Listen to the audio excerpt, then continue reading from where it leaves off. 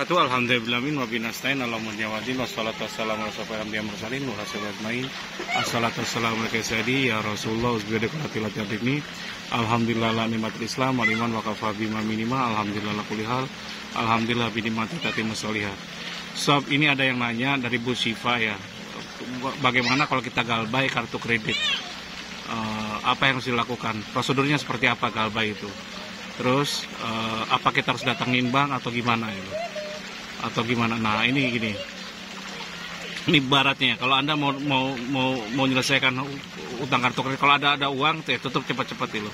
Tapi kalau masih rezekinya masih seret segala macam-macam, ibarat kita naik mobil, sob. Segala macam-macam. Jadi kalau naik mobil terus kalau Anda panik segala macam-macam, bla bla bla masih tetap jalan ya kan bahaya gitu. Bisa nabrak sana, bisa ditabrak orang, bisa mencelakakan orang gitu. Jadi ibarat kita bawa mobil, udah gitu panik segala macam-macam, udah gitu kita tetap jalan.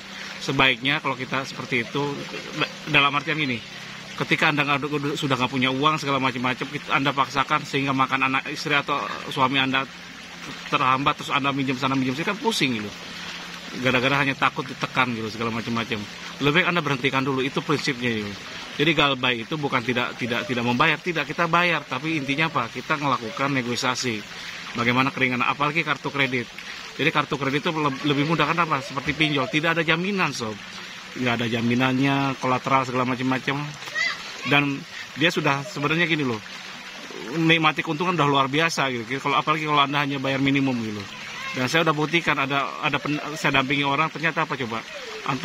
Anggaplah dia udah pakai selama 3 tahun senilai 200 juta. Ternyata dia udah bayar lebih daripada 300 juta gitu. Loh kan wajar itu ada bunganya, ya itu makanya gitu. Jadi intinya gini, berhentikan dulu. Jadi galbay itu prosedurnya berhentikan dulu. Terus gimana kayak kalau berhenti nanti didatangi, ya tunggu kapan, dia nanya juga berapa lama didatangi DC dan yang lainnya. Terus kalau DC datang ke tempat kita segala macam-macam atau kita dapat tekanan itu wajar, sob. Karena namanya kita berhutang itu seperti itu prosedurnya. Kewajarannya gitu loh. Nabi Muhammad, ini saya bicara ya, Nabi Muhammad pernah punya hutang dengan orang Yahudi gitu. Dan belum jatuh tempo, ternyata Yahudinya datang ke hadapan Nabi, belum jatuh tempo dia makin marah-marah dengan kencang gitu. Di situ ada Umar bin Khattab di situ. Namanya Umar kan orangnya agak kasar. Gimana mau dihardik sama Umar? Karena memang orang Yahudi itu nagihnya nggak ketuan, kejem banget bahasanya itu. Sama Nabi didiamkan gitu. Di berhenti, di Umar di stop, jangan kamu ini, kamu diam aja gitu. Karena wajar dia melakukan itu. Kenapa? Saya berhutang gitu. Jadi dia maki-maki didiamin. Selesai itu apa? Dibayarkan hutangnya. Udah gitu ditambah apa? 20 sok itu 40 kg gandum gitu. Ditambahin. Kenapa? Ganti gara-gara Umar ikut bentak gitu. Gara-gara bentak aja ditambahin 20 sok gandum gitu. 20 sok atau 40 kg gandum. Jadi Nabi Muhammad pun melakukan jadi adabnya kita yang punya hutang. Ya ketika dimaki-maki meskipun gimana kita diam aja. Terus Cap gimana kalau tekanannya DC-nya berapa lama? Biasanya DC datang itu di atas 3 bulan, sob. Tapi itu tergantung bank segala macam-macam. Ketika datang ya kita harus kondisikan kondisinya. Ada beberapa warga yang saya dampingi, itu dia orang tuanya udah sepuh dihubungi segala macam-macam karena memang udah sepuh, udah 75 tahun gitu. Dia kan kaget gitu. Tapi lah kasih pengertian segala macam-macam. Namanya orang tua ditekan kan dia ya iya aja gitu. Iya saya bayar. Iya anak saya gini nanti saya tanyain luar biasa gitu. Menurut kita mungkin wah kok DC kok kebangetan ya neror orang tua kita. Ya memang seperti itu. Tugas kita adalah apa? Memberikan ini edukasi ke orang tua. Memang saya yang salah, tapi saya mau menghentikan riba. Karena riba itu musuh Allah dan Rasul. Sama dengan menjinahi dosa yang paling kecil, menjinahi ibu kandung sendiri kan luar biasa itu dosanya. Dan saya tidak mau memberikan riba lagi. Nah itu. Tapi syaratnya Anda ketika Anda mau galbay itu benar-benar bukan hanya untuk menghindar dari hutang gitu. Terus Anda tetap mau berhutang riba gitu. Niatnya apa? Niatnya adalah untuk tidak mau melakukan riba lagi dan harus paham tentang dosa riba yang luar biasa. Nggak berkah nggak hidup seperti itu. Segala macam-macam. Jadi intinya ketika Anda galbay segala macam-macam, persiapkan kondisi orang tua yang kontaknya Anda segala macam-macam. Cap nanti kalau datang DC ke rumah segala macam-macam, di situ hanya ada mertua yang udah sepuh gimana ya? Kasih pengertian gitu. Wajar mereka datang. Jadi kalau saya bilang ke orang tuanya, nanti kalau telepon lagi bilang aja saya udah sepuh, udah umur saya udah segini, saya nggak tahu apa-apa. Terus mohon maaf saya telepon, saya tutup ya.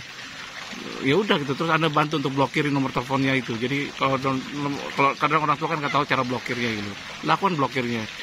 kasih tahu segala macam-macam. Didatangi ya itu tadi saya sudah sepuh segala macam-macam, hubungi anak saya aja atau titip surat ini saya sampaikan ke anak saya. Itu aja cukup gitu. Jangan terus kalau kita didatangi segala macam jangan marah karena memang ada punya utang kan, yang kita punya utang ya diam aja gitu. Terus udah kudu jangan menjanjikan kapan mau dibayarkan. Bilang aja, doain Pak mudah-mudahan saya bayar gitu. Nah, negosiasi ketika 4 bulan itu paling akan susah untuk nego. Nego suksesnya berapa lama? Minimal setahun gitu, setahun 2 tahun. Ada yang 5 tahun. Ini ada contoh di Budiana segala macam-macam, banyak sekali contoh. Itu limit kartu kreditnya 7 juta gitu. Tiba-tiba ditagih karena 5 tahun nggak bayar, tiba-tiba ditagih sampai 27 juta, 3 tahun atau berapa tahun gitu. Terus negosiasi berapa coba? Negosiasi sanggupnya 3 juta, ya udah akhirnya bisa berhasil negosiasi. Setelah ini itu bukan oleh bank lagi yang ditagih, yang datangnya itu debt collector. Nego selesai apa? Ya semakin lama semakin asik gitu. Buatin lama gitu. Akhirnya mereka, Pak saya minta keringanan Pak. Akhirnya apa? Kan ini saya juga cuma 7 juta gitu. Dan dia ngomong 27 juta pasti tidak ada cap, hanya ngomong tok aja. Ngasih surat pun tidak ada capnya. Minta ini perusahaan pasti nggak mau gitu. Karena apa? Aturannya seperti itu. Tidak boleh dikenakan bunga berbunga, hanya mungkin denda juga nggak boleh gitu. Jadi intinya apa? Hanya kena 150.000 atau berapa gitu. Jadi intinya kalau dia nagih seperti itu kebangetan gitu. Limitnya 7 juta, masa kena 27 juta berkali-kali lipat. Akhirnya negosiasi sukses 7 juta. 7 juta udah keluar langsung bayar Bu ya, nggak bisa tapi bilang. Jadi biarkan dapat suratnya dulu dari bank bahwa minta bahwa disetujui 7 juta. Ketika 7 juta disetujui, nego lagi dibayar selama 12 bulan gitu. Nggak mau lagi dia, saya nggak mau, saya capek katanya nagih. Pokoknya bayar sekarang. Kalau gitu minta setengahnya 3 juta gitu. 3 juta bulan depan saya bisa bayar. Bisa, ya udah. Nah, DC-nya sendiri yang ngasih contoh surat segala macam-macam. Tunjukin ternyata sukses sob.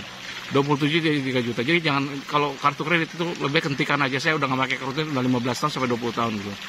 Jadi demikian dari saya, ini dari Tampak Siring. Kalau salah saya baca salahnya, kalau banyak kurangnya, kalau bermanfaat mohon bayar saya loh ya. Bayarnya dengan apa? Doa terbaik Al-Fatihah. Wassalamualaikum warahmatullahi wabarakatuh.